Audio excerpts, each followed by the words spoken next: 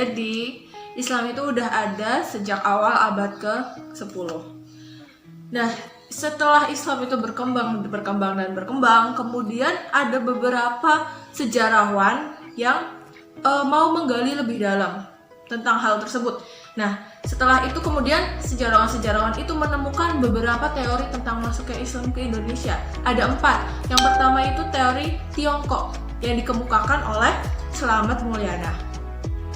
Teori ini tuh berpendapat bahwa persebaran Islam di Indonesia itu nggak lepas dari peran para saudagar Tiongkok yang berdagang di Indonesia, yang banyak beragama Islam. Nah, tidak kalah penting itu kunjungan dari Laksamana Cheng Ho ke Indonesia, seorang laksamana dinasti Ming yang juga beragama Islam, diiringi oleh banyak pengiring yang juga beragama Islam. Nah, teori ini juga berpendapat bahwa Wali Songo yang kita kenal itu biasa menyebarkan agama-agama di seluruh penjuru Indonesia itu merupakan keturunan dari saudagar Tionghoa. Nah, tapi teori ini itu berlawanan dengan pandangan umum bahwa Wali Songo itu merupakan keturunan orang Arab atau Asia Tengah. Nah, karena kontroversi ini, buku Slamet Mulyana itu pernah dilarang pada masanya Presiden Soeharto. Gitu. Terus teori yang kedua adalah teori Gujarat, dikemukakan oleh Snow Gurgronje dan J. Pichnapel. Wah, namanya susah banget. Teori ini tuh mengatakan bahwa Islam itu dibawa oleh para saudagar yang berdagang dari Gujarat, India. Gujarat itu dari India. Serta juga dari wilayah pelabuhan lain di India kayak Malabar dan Benggala. Terus teori ini tuh dibuat berdasarkan Islam yang di Indonesia berkembang di masa awal abad ke-15 ini tuh sama kayak Islam yang berkembang di India, yaitu Islam yang bercorak sufistik. Atau sufistik itu apa? Ya, yang dipengaruhi oleh aliran sufi gitu. Nah, tapi teori ini juga tentu punya kelemahan kan.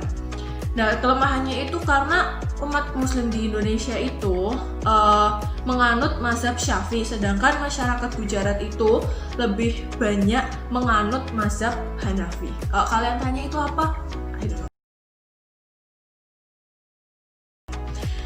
Nah, terus yang ketiga ada teori Persia. Nah, teori Persia itu dikemukakan oleh Umar Amir Hussein dan Hussein Jayadiningrat. Nah, menurut teori ini itu Islam yang masuk ke Indonesia pada awal abad ke-7 itu Islam yang dibawa oleh kaum Syiah dari Persia. Teori ini dibuat karena ada adat di beberapa daerah di Indonesia yang terpengaruh oleh budaya Iran. Contohnya tuh kayak bentuk batu nisannya itu, dan budaya tabuik di daerah Minangkabau. Tapi teori ini tuh punya kelemahan, yaitu pada masa itu Iran itu bukan merupakan pusat persebaran Islam gitu. Nah, terus ada teori yang keempat, yakni teori Arab, dikemukakan oleh Jacob Cornelis van Leeuwen yang pertama. Terus yang kedua Anthony H. Jones. Terus yang ketiga T.W. Arnold. Yang keempat Buya Hamka. Banyak juga ya. Nah, berdasarkan teori itu Islam itu masuk pada awal abad ke-7 Masehi. Terus di pantai timur Sumatera melalui para ulama dari Damaskus, Syria, yang merupakan pusat dinasti Umayyah.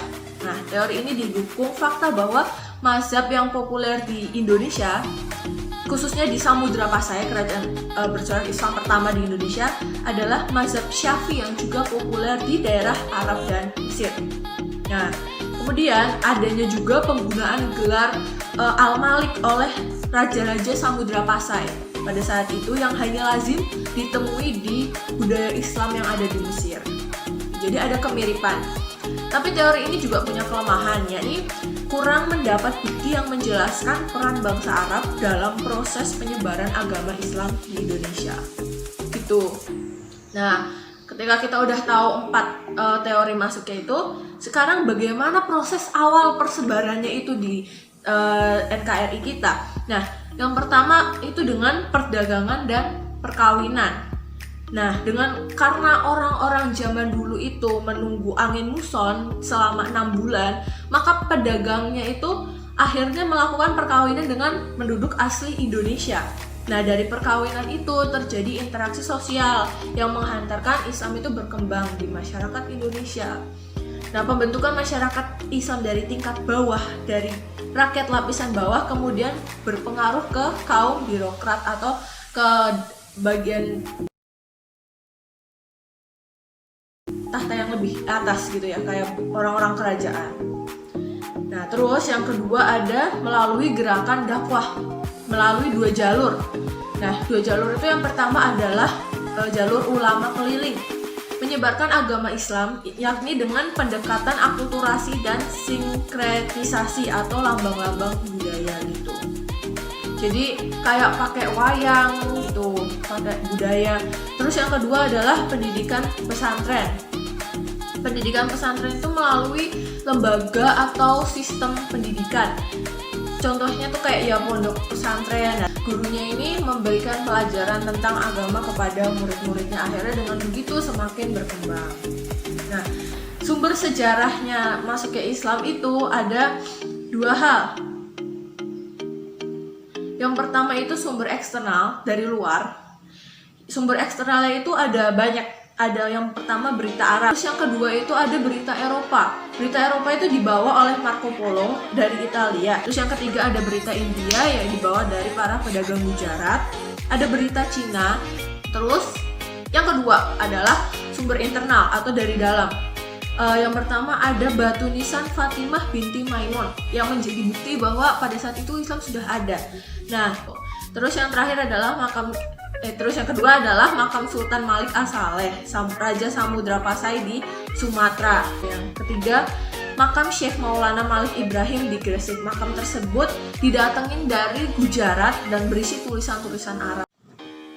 Agama Islam yang sekarang menjadi mayoritas di Indonesia tidak lepas dari peran mereka yang menyebarkannya. Sebagai contohnya kita ambil saja Wali Songo. Nah, mereka itu sukses menyebarkan agama tersebut ke seluruh penjuru Nusantara. Tapi tentu ada saja hambatan yang para tokoh tersebut alami. Nah, yang pertama adalah bahwa masyarakat Indonesia pada saat itu masih terpengaruh oleh agama Hindu-Buddha karena agama tertua yang ada adalah agama Hindu-Buddha. Jadi sulit bagi mereka untuk menerima sebuah ajaran baru gitu. Nah, terus yang kedua adalah masyarakat Indonesia itu pada zaman itu umumnya masih menganut kepercayaan atau aliran animisme. Nah, apa itulah? Animisme adalah mereka yang meyakini bahwa benda-benda seperti keris, pohon besar, dan sebagainya itu punya kekuatan magis dan punya seperti keramat. Nah, benda-benda itu keramat sehingga mereka mempercayai bahwa mereka harus menghormati benda tersebut, dipuja dan diperlakukan secara istimewa. Nah, tapi tentunya dari segala perjuangan itu ada nilai hidup yang bisa diambil. Nah, memang memperjuangkan sesuatu itu sulit.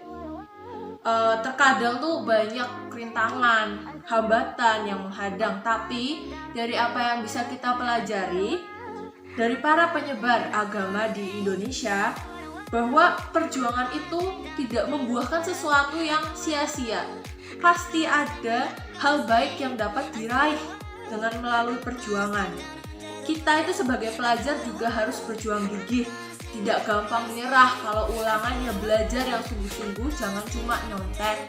Kalau misalnya kita dikasih sebuah tantangan, jangan gampang mundur, kita harus terus maju dan menghadapinya demi meraih apa yang kita impikan.